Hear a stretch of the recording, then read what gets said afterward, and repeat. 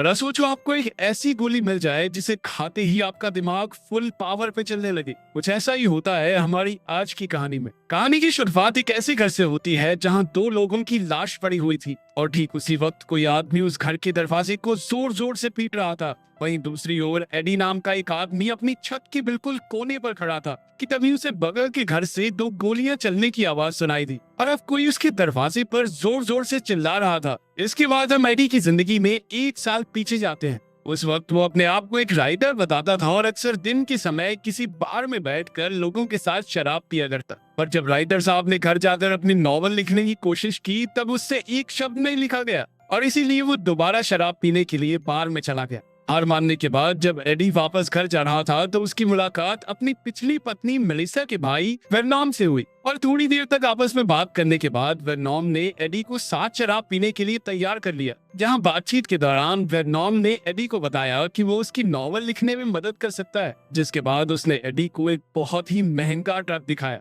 जिसकी मदद से कोई भी इंसान अपने दिमाग का पूरा इस्तेमाल कर सकता है। पर एडी को उसकी बात पर बिल्कुल भी विश्वास नहीं था और इसीलिए वर्नॉन उसे एक सैंपल के साथ साथ अपना कार्ड देकर वहां से चला गया। वापस घर जाते वक्त भी एडी के दिमाग में वर्नॉन की बातें ही चल रही थी और इसीलिए उसने उस गोली का इस्तेमाल करने का फैसला किया। थोड़ी देर बाद अपनी बिल्डिंग में पहुंचते ही उसकी मुलाकात अपनी मकान मालकिन से हुई जो उससे बहुत ज्यादा नफरत करती थी और उसने तुरंत ही एडी के ऊपर चिल्लाना शुरू कर दिया। पर उस वक्त भी एडी उस गोली के बारे में ही सोच रहा था और तभी अचानक से गोली ने अपना असर दिखाना शुरू कर दिया और अब एडी का ध्यान हर छोटी चीज पर जा रहा था और उसने वलेरिया से उसकी पढ़ाई के बारे में बातचीत करना शुरू कर दिया और अब वो हर उस चीज को याद कर पा रहा था जो उसने बस देखी हो। इसके बाद उसने वलेरिया की ऐसे लिखने में भी मदद की जिसके खत्म होने के बाद वो दोनों एक दूसरे के काफी करीब आ गए। अपने कमरे में वापस आने के बाद उसे एहसास हुआ कि उसका घर बहुत ज्यादा गंदा था और वो तुरंत ही साफ सफाई में लग गया। उस गोली ने उसके दिमाग की शक्तियों को पूरी तरह से खोल दिया था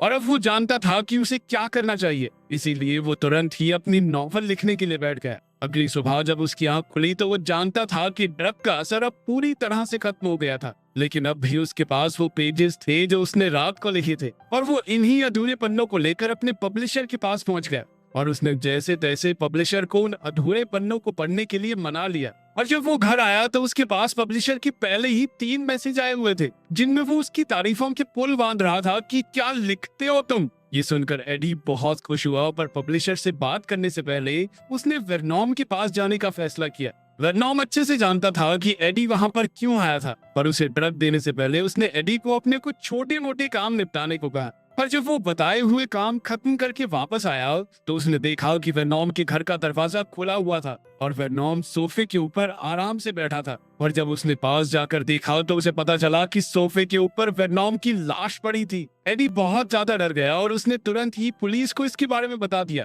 पर तभी उसे एहसास हुआ कि वर्नॉन का खून उन्हीं ड्रग्स के लिए हुआ होगा और उसने तुरंत ही पूरे घर में उन्हें ढूंढना शुरू कर दिया और थोड़ा ढूंढने के बाद उसे उन गोलियों के साथ साथ एक काली डायरी और कुछ पैसे भी मिले और तभी पुलिस भी वहां पहुंच गई जिन्होंने एडी को शक की नजर से देखते हुए उससे ही पूछताछ करना शुरू कर दिया। इधर डिटेक्टिव को एडी की किसी भी बात पर भरोसा नहीं हो रहा था। पूछताछ के बाद जब एडी बाहर निकला तो उसे एहसास हुआ कि कोई उसका पीछा कर रहा है। वापस घर आने के बाद उसने दोबारा से उस गोली का इस्तेमाल किया और उसकी मदद से उसने अपनी जिंदगी को सुधारना शुरू कर दिया। सबसे पहले उसने एक हेयर कट करवाया, 3 दिनों में पियानो बजाना सीख लिया और कई सारी भाषाएं भी जिनका इस्तेमाल वो लड़कियों को इम्प्रेस करने के लिए करता था। साथ ही उसने अपनी नॉवल भी खत्म करके अपने पब्लिशर तक पहुंचा दी थी। अब वो अपने दिमाग की मदद से बड़ी बड़ी पोकर की बाजियां भी जीत जाता था। साथ ही उसका बात करने का तौर तरीका भी गजब का हो गया था जिसके चलते कई बड़े लोग उसके दोस्त बन गए, जिनमें से एक ने तो उसे नौकरी का ऑफर भी दिया था। पर उस गोली की वजह से एडी के शरीर में बहुत ज्यादा जान रहती थी और अब वो इसका इस्तेमाल लिखने के अलावा किसी और चीज में भी करना चाहता था। एक दिन जब वो गोली लेकर ट्रेडिंग नंबर्स को देख रहा था तो उसे एहसास हुआ कि जो वो करना चाहता है उसके लिए उसे और ज्यादा पैसों की जरूरत थी और इसी सिलसिले में वो लोन शार्क से मिला और उसने बड़ी ही आसानी से उसे $1,00,000 देने के लिए मना लिया और पैसों की अदला बदली के लिए वो एक पार्क में मिले जहां उस आदमी ने चेतावनी देते हुए एडी को पैसे पकड़ा दिए। इसके बाद उसने फाइनेंस में एक नौकरी करना शुरू कर दिया जहां अपने तेज दिमाग से वो सिर्फ ट्रेडिंग नंबर्स को देखता और पैसों को 2 गुना करने का तरीका ढूंढता, जिनमें से एक बड़े आदमी ने उसे मीटिंग के लिए बुलाया और अपने एक डेट के दौरान उसने लिंडी को भी इसके बारे में बताया। और जब एडी ने इटालियन भाषा में खाने का ऑर्डर दिया तो लिंडी उसके इस बर्ताव से काफी ज्यादा इम्प्रेस हुई, जिसके बाद उन दोनों ने फिर से मिलना शुरू कर दिया। समय के साथ एडी और ज्यादा मशहूर होने लगा, लेकिन उसे हमेशा ये शक रहता था कि कोई ना कोई उसका पीछा कर रहा है। और एक रात जब वो लिंडी के साथ कमरे में था तो उसे अचानक से काफी अजीब लगने लग गया। अगले दिन एडी अपने बॉस के साथ कार्ल नाम की एक बहुत बड़े बिजनेसमैन से मिलने के लिए गया,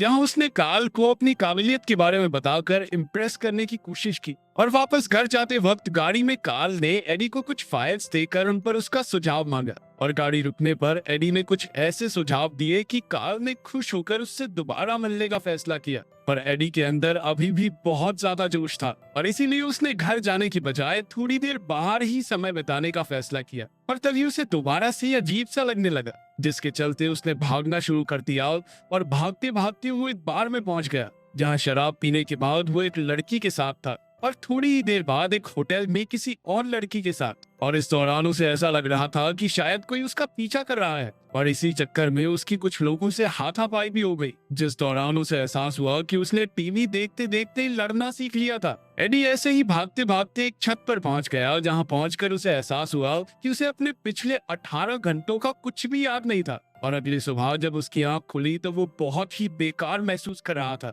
और इसीलिए उसने सोचा कि आज का दिन मैं बिना गोली के बिताऊंगा। लेकिन फिर जब उसने कार्ल्स की दी हुई फाइल्स को देखना शुरू किया तो उसे कुछ भी समझ नहीं आ रहा था और फिर वो उससे मिलने के लिए भी बिना गोली लिए चला गया। और इधर जब कार्ल उससे सवाल पूछ रहा था तो एडी का ध्यान सिर्फ टीवी पर चल रही न्यूज पर ही था, जहां होटल में हुए एक औरत के कत्ल के बारे में बताया जा रहा था, जिसे देखते ही एडी मीटिंग बीच में ही छोड़कर चला गया। घर पहुंचकर एडी को मेलिसा का फोन आया, जिसने उसे उसी शाम मिलने के लिए बुलाया। और तभी एडी को वर्नॉन की ब्लैक डायरी के बारे में याद आया और उसने उस डायरी में लिखे हुए सभी नंबर्स पर फोन करना शुरू कर दिया। और उस डायरी में जिन भी लोगों का नंबर था उनमें से ज्यादातर लोग या तो मर चुके थे या फिर बहुत ज्यादा बीमार थे। पर जब उसने आखिरी नंबर को मिलाया तो वो उसी आदमी का निकला जो उसका पीछा कर रहा था और उस वक्त ठीक उसके साथ वाले टेबल पर ही बैठा हुआ था। ये देखते ही एडी वहां से भाग गया और उस आदमी ने भी उसका पीछा करना शुरू कर दिया। लेकिन फिर ऐन वक्त पर एक टैक्सी में घुसकर एडी वहां से निकल गया।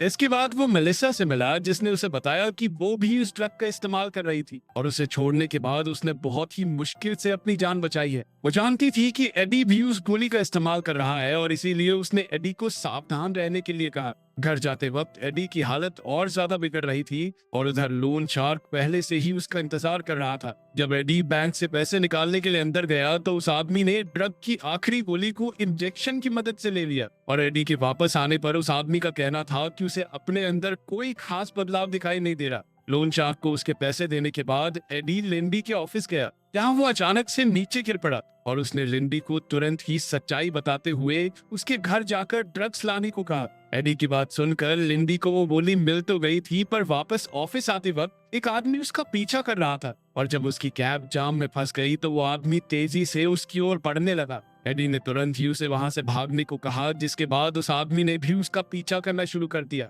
लिंडी ने एक पार्क में पहुंचकर 2 लोगों से मदद मांगी, पर उस आदमी ने दोनों को चाकू मार के वहीं खत्म कर दिया। ये देखकर लिंडी ने एक बार फिर से भागना शुरू कर दिया और एक सुरक्षित जगह पर पहुंचकर उसने दोबारा एडी को फोन किया, जिसने उसे ड्रग की गोली खाने को कहा और उस गोली को खाते ही उसे असर दिखाई देना शुरू हो गया। लिंडी ने तुरंत ही वहां से भागना शुरू कर दिया और अब वो अच्छे से जानती थी कि आखिर उसे करना क्या है। थोड़ी देर बाद लिंडी ने वापस एडी के पास पहुंचकर उसे वो गोली दे दी। अब एडी के पास वो दवाइयां खत्म होती जा रही थी और इसीलिए वो एक केमिस्ट से जाकर मिला, जिसे उसने 6 महीने के अंदर अंदर उस गोली की कॉपी बनाने के लिए $2 मिलियन देने का वादा किया। एक दिन जब एडी खाना खा रहा था तो एक पुलिस वाला उससे मिलने के लिए आया, जिसने उसे बताया कि उन्हें शक है कि एडी उसी होटल से भागा था जहां उस औरत का कत्ल हुआ था। ये बात सुनते ही एडी ने सबसे अच्छे वकील को अपना केस लड़ने के लिए रख लिया। कुछ समय बाद जब वो कार्ल के साथ एक बहुत बड़ी मीटिंग में था तो उसने देखा कि सामने वाली पार्टी का एक आदमी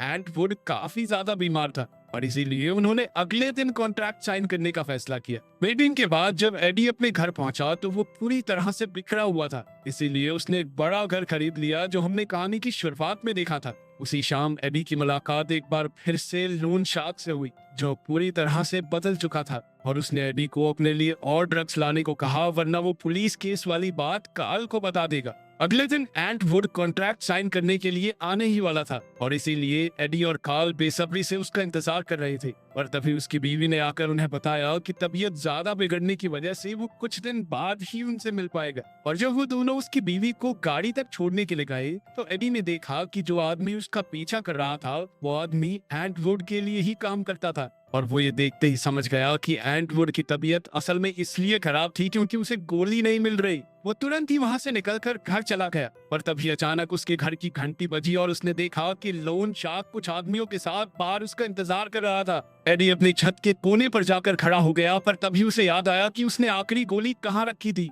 पर जैसे ही उसने वो गोली निकाली उसी वक्त लोन शार्क अपने आदमियों के साथ उसके घर के अंदर घुस आया और उससे हड़बड़ी में वो गोली नीचे गिर गई। उन गुंडों ने एडी को पकड़ लिया, जिसके बाद उस लोन शार्क ने उसे बताया कि वो गोली को एक सॉल्यूशन के साथ अपने खून में मिला लेता था। इसके बाद उसने अपने आदमियों को एडी का बाकी माल ढूंढने में लगा दिया। इधर लोन शार्क के आदमी तिजोरी को खोलने में लगे हुए थे, वहीं मौके का फायदा उठाकर एडी ने उस लोन शार्क पर हमला कर दिया और उसे मारने के बाद एडी ने उसका थोड़ा खून पी लिया ताकि उस गोली का असर उसे भी हो जाए। असर होते ही एडी तुरंत समझ गया कि उन आदमियों को कैसे मारना था। 1 साल बाद अब एडी की किताब बाजार में आ चुकी थी और अब वो इलेक्शन लड़ने की तैयारी में था। जिस केमिस्ट को उसने दवाई को दोबारा से बनाने के पैसे दिए थे, उसने एक ऐसा तरीका ढूंढ निकाला जिससे दवाई का कोई साइड इफेक्ट भी नहीं होगा और जितने बेनिफिट मिलते थे सारे मिलेंगे। और अब उस गोली की मदद से एडी दुनिया का राजा बना फिर रहा था। दूध पियो, घी खाओ, गोली वोली में कुछ नहीं रखा। अपना ध्यान रखो, मिलते हैं अगली वीडियो में।